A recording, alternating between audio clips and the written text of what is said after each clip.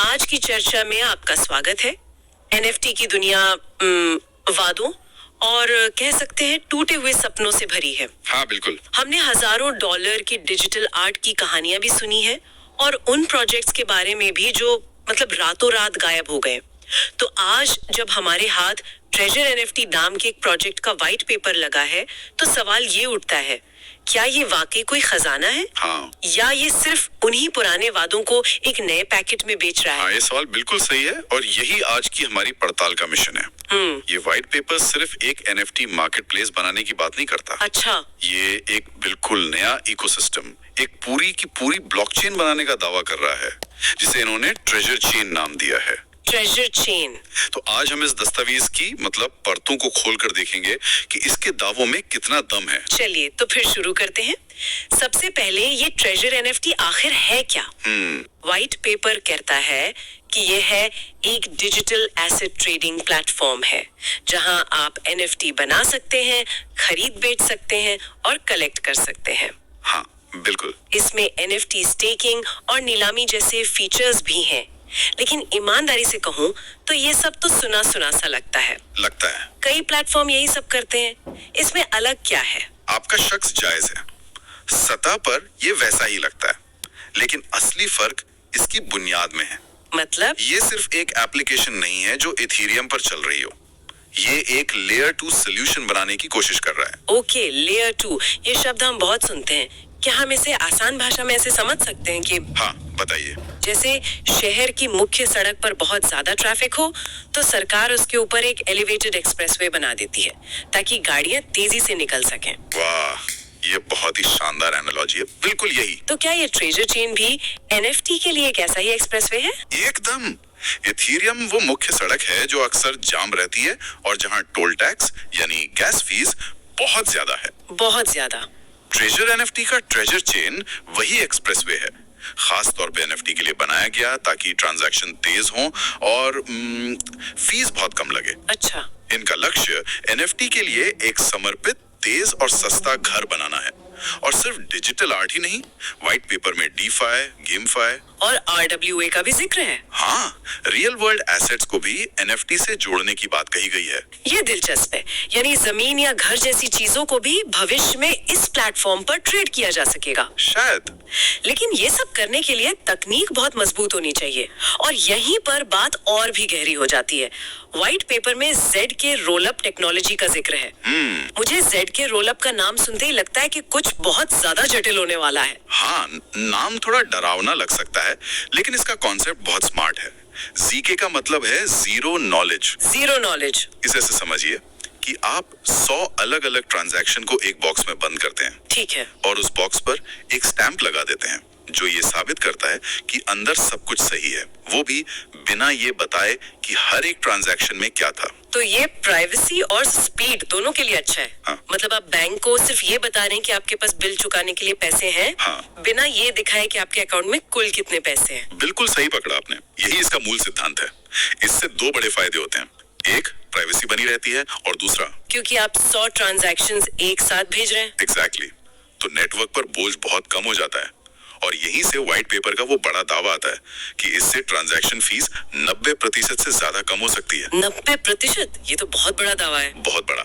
ये सुनने में किसी सपने के सच होने जैसा है, खासकर उन लोगों के लिए जिन्होंने इथेरियम पर सैकड़ों डॉलर की गैस फीस भरी है। इसमें कोई कैच तो नहीं है? देखिए, ये एक बहुत बड़ा गेम चेंजर हो सकता है अगर ये ठीक से काम करे। कैच ये है कि ये तकनीक अभी भी काफी नई है और इसे लागू करना जटिल होता है। लेकिन अगर ये प्रोजेक्ट इसे सफलतापूर्वक लागू कर पाया तो ये एनएफटी स्पेस में एक बहुत बड़ा आकर्षण बन सकता है। मुझे याद है 2021 में हाँ। मैंने एक एनएफटी मिंट करने की कोशिश की थी और गैस फीस आर्टवर्क की कीमत से ज्यादा थी। तो ये 90% की कमी का वादा ही कई लोगों को खींच सकता है। ठीक है, जी के रोल अप के अलावा और कौन सी तकनीकी बातें हैं जो इस प्लेटफॉर्म की नींव बनाती हैं? कुछ और जरूरी चीजें हैं। पहली है proof of stake, POS consensus, यानी ज्यादा पर्यावरण अनुकूल तरीका। हाँ, ऊर्जा कुशल।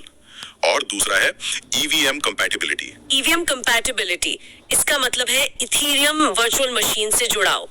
तो ये कहने जैसा है कि अगर आपको दिल्ली में गाड़ी चलानी आती है तो आप मुंबई में भी चला लेंगे।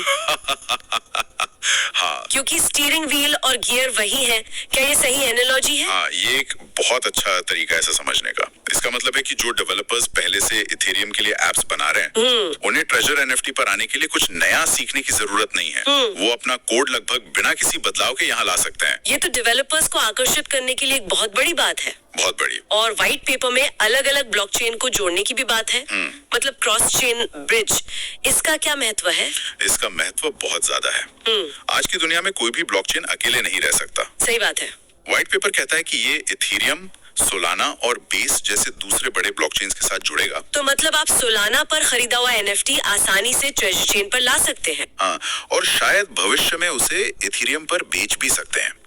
ये एनएफटी की दुनिया को और ज्यादा खुला और कनेक्टेड बनाता है। तो ये सब मिलाकर एक आम यूजर के लिए एनएफटी बनाना यानी मिंटिंग बहुत सस्ता और तेज हो जाएगा। बिल्कुल। व्हाइट पेपर में क्रिएटर्स के लिए ऑटोमेटिक रॉयल्टी की भी बात की गई है, लेकिन क्या ये सच में काम करता है? हमने देखा है कि कई बड़े मार्केटप्लेस, हाँ, ये बहुत जरूरी सवाल है। उन्होंने पहले रॉयल्टी लागू करने की कोशिश की, पर बाद में कंपटीशन बढ़ा तो उन्हें इसे हटाना पड़ा। इस प्लेटफॉर्म में ऐसा क्या अलग है? फर्क ये है कि यहाँ रॉयल्टी का नियम मार्केटप्लेस के लेवल पर नहीं, अच्छा, बल्कि ब्लॉकचेन के स्मार्ट कॉन्ट्रैक्ट के लेवल पर ही लागू किया जाएगा। ओ, तो ये ज्यादा गहरा है। इसका मतलब है कि जब तक एनएफटी उस ट्रेजर चेन इकोसिस्टम के अंदर है, रॉयल्टी को बाईपास करना लगभग नामुमकिन होगा। ये क्रिएटर्स के लिए बहुत बड़ा आश्वासन है। बहुत बड़ा। ठीक है, ये सारी शानदार टेक्नोलॉजी तो ठीक है, लेकिन आखिर में सब कुछ पैसे पर आकर रुकता है। हमेशा। अगर इसका आर्थिक मॉडल यानी इसका TUFT टोकन लोगों को आकर्षित नहीं कर पाया, तो ये बेहतरीन तकनीक भी बेकार हो जाएगी। बिल्कुल। तो चलिए इस टोकन की कहानी समझते हैं। और यहीं पर व्हाइट पेपर का एक और मजबूत हिस्सा सामने आता है। ये सिर्फ एक टोकन नहीं है, ये पूरे इकोसिस्टम का ईंधन है। एक और टोकन? बाजार में हजारों टोकन पहले से हैं, तो ये TUFT टोकन सिर्फ एक और फैंसी नाम है या इसमें सच में कुछ दम है? नहीं नहीं, आपका सवाल बिल्कुल सही है। ये टोकन सिर्फ खरीदने बेचने के लिए नहीं है। तो इसके काम क्या है? इसके कई काम हैं जो इसे इकोसिस्टम में गहराई से जोड़ते हैं। पहला तो जाहिर है पेमेंट। ठीक है। प्लेटफॉर्म पर फीस देने के लिए। लेकिन दूसरा और शायद सबसे महत्वपूर्ण है गवर्नेंस, यानी शासन। गवर्नेंस मतलब जिनके पास टोकन है वो वोट कर पाएंगे। बिल्कुल, वो प्लेटफॉर्म के भविष्य से जुड़े फैसलों पर वोट कर पाएंगे, एक डाउ के जरिए। तो ये टोकन धारकों को सिर्फ निवेशक नहीं बल्कि प्लेटफॉर्म का हिस्सेदार बनाता है। ये तो एक अच्छा विचार है। ठीक है। तीसरा काम है रिवॉर्ड। रिवॉर्ड? प्लेटफॉर्म पर एक्टिव रहने, जैसे एनएफटी ट्रेड करने या नीलामी में हिस्सा लेने पर यूजर्स को इनाम के तौर पर ट्यूफ्ट टोकन मिलेंगे, ताकि लोग प्लेटफॉर्म इस्तेमाल करते रहें। हाँ, और चौथा उपयोग है स्टेकिंग। आप अपने टोकन को स्टेक करके नेटवर्क को सुरक्षित करने में मदद कर सकते हैं और बदले में और ज्यादा टोकन कमा सकते हैं। तो ये एक पूरा चक्र बनाता है। सही, जो लोगों को टोकन होल्ड करने और इस्तेमाल करने के लिए प्रेरित करता है। व्हाइट पेपर में टोकन की कुल सप्लाई 10 अरब बताई गई है। 10 अरब। और इसके वितरण का एक चार्ट भी दिया है। मैंने जब उस चार्ट को देखा तो एक बात ने मेरा ध्यान खींचा। क्या? इकोसिस्टम फंड और टीम के टोकन पर तो 12 महीने का लॉकअप है। हाँ। लेकिन एयर ड्रॉप और स्टेकिंग रिवॉर्ड्स जो कुल सप्लाई का 30% है, उन पर कोई लॉकअप नहीं है। सही। क्या इससे ये खतरा नहीं है कि शुरुआती लोग अपने टोकन मिलते ही बेचकर निकल जाएं, जिसे हम डंप करना कहते हैं? ये एक बहुत ही बारीक नजर है आपकी, और ये इस टोकन मॉडल की सबसे दिलचस्प और जोखिम भरी बात भी है। अच्छा। एक तरफ टीम और सलाहकारों का 15% हिस्सा 12 महीने के लिए लॉक्ड है। ये दिखाता है कि टीम कमिटेड है। हाँ, वो जल्दी से बेचकर नहीं निकल सकते। सही। लेकिन दूसरी तरफ एयर ड्रॉप और स्टेकिंग रिवॉर्ड्स को तुरंत उपलब्ध कराकर वे शुरुआती कम्युनिटी को तेजी से बनाना चाहते हैं। ये एक तलवार की धार पर चलने जैसा है। तो ये एक सोची समझी रणनीति है, तेजी से विकास के लिए थोड़ा जोखिम उठाना। हाँ, ये एक क्लासिक ग्रोथ हैकिंग रणनीति है। उनका दावा ये है कि अगर प्लेटफॉर्म वाकई अच्छा हुआ तो ज्यादातर लोग अपने रिवॉर्ड्स को बेचने की बजाय उसे स्टेकिंग में लगाएंगे या और एनएफटी खरीदने में इस्तेमाल करेंगे। लेकिन अगर प्लेटफॉर्म लोगों को आकर्षित नहीं कर पाया तो हाँ, शुरुआती दौर में भारी बिकवाली का दबाव आ सकता है। ये एक बड़ा दाव है। तो इसका कुल मिलाकर मतलब क्या हुआ? भविष्य के लिए इनकी क्या योजना है और सबसे जरूरी इसमें क्या जोखिम है? योजना का पहला बड़ा कदम है EGE यानी टोकन जनरेशन इवेंट। जब टोकन बाजार में आएंगे। हाँ, और व्हाइट पेपर में 2025 का एक पूरा रोड मैप भी दिया गया है, जैसे दूसरी तिमाही में AI टेक्नोलॉजी को इंटीग्रेट करना। अच्छा। और चौथी तिमाही तक क्रॉस चेन कंपैटिबिलिटी को पूरी तरह से लागू करना और DAO को और मजबूत बनाना। योजनाएं तो बहुत महत्वाकांक्षी हैं। ये तो योजनाओं की बात हुई। जोखिमों के बारे में व्हाइट पेपर क्या कहता है? ये तो ठीक है कि उन्होंने जोखिमों को मान लिया, लेकिन क्या सिर्फ मान लेना काफी है? व्हाइट पेपर में इन जोखिमों को कम करने के लिए कोई ठोस रणनीति बताई गई है या ये सिर्फ एक कानूनी खाना पूर्ति है? ये एक बेहतरीन सवाल है। व्हाइट पेपर 3 बड़े जोखिमों का जिक्र करता है: बाजार का जोखिम, तकनीकी जोखिम और कानूनी जोखिम। ठीक है। ये अच्छी बात है कि वे पारदर्शी हैं, लेकिन जैसा आपने कहा, सिर्फ मानना काफी नहीं है। तकनीकी जोखिम के लिए वे स्मार्ट कॉन्ट्रैक्ट्स का ऑडिट कराने की बात करते हैं, जो एक स्टैंडर्ड प्रक्रिया है। हाँ, बाजार के जोखिम के लिए उनका जवाब इकोसिस्टम फंड है, जिसका इस्तेमाल जरूरत पड़ने पर बाजार को स्थिर करने के लिए किया जा सकता है। और कानूनी जोखिम, ये तो सबसे बड़ा और अनिश्चित जोखिम है। बिल्कुल, और इस पर व्हाइट पेपर में कोई ठोस जवाब नहीं है, सिवाय इसके कि वे कानूनी सलाहकारों के साथ मिलकर काम करेंगे। तो बस इतना ही? सच तो यह है कि इस जोखिम का कोई आसान समाधान है भी नहीं, क्योंकि नियम दुनिया भर में लगातार बदल रहे हैं। तो ये पारदर्शिता तो है, लेकिन ये निवेशकों को ये भी बताता है कि वे एक बहुत ही अनिश्चित मैदान में कदम रख रहे हैं। तो आज के इस गहरी पड़ताल को समेटते हैं। हाँ। हमने समझा कि ट्रेजर NFT सिर्फ एक और NFT बाजार बनने की कोशिश नहीं कर रहा। हाँ। ये ZK रोल अप जैसी तकनीक का इस्तेमाल करके NFT के लिए एक समर्पित लेयर 2 ब्लॉकचेन, एक एक्सप्रेसवे बनाने की एक महत्वाकांक्षी योजना है। बिल्कुल, जो लेन देन को तेज और सस्ता बनाने का वादा करता है। और इसका TUFT टोकन और आर्थिक मॉडल सिर्फ एक करेंसी नहीं, बल्कि गवर्नेंस, रिवॉर्ड्स और स्टेकिंग के जरिए पूरे इकोसिस्टम को एक साथ बांधने के लिए डिजाइन किया गया है। कागज पर यह योजना बहुत व्यापक और सोची समझी लगती है। कागज पर तो मजबूत दिखती है, लगभग सभी पहलुओं को छुआ गया है। लेकिन हर लेकिन के बाद एक बड़ा सवाल आता है। बिल्कुल, और वो सवाल ये है कि किसी भी ब्लॉकचेन प्रोजेक्ट के लिए असली चुनौती सिर्फ एक बेहतर तकनीक बनाना नहीं होता है। तो क्या होती है?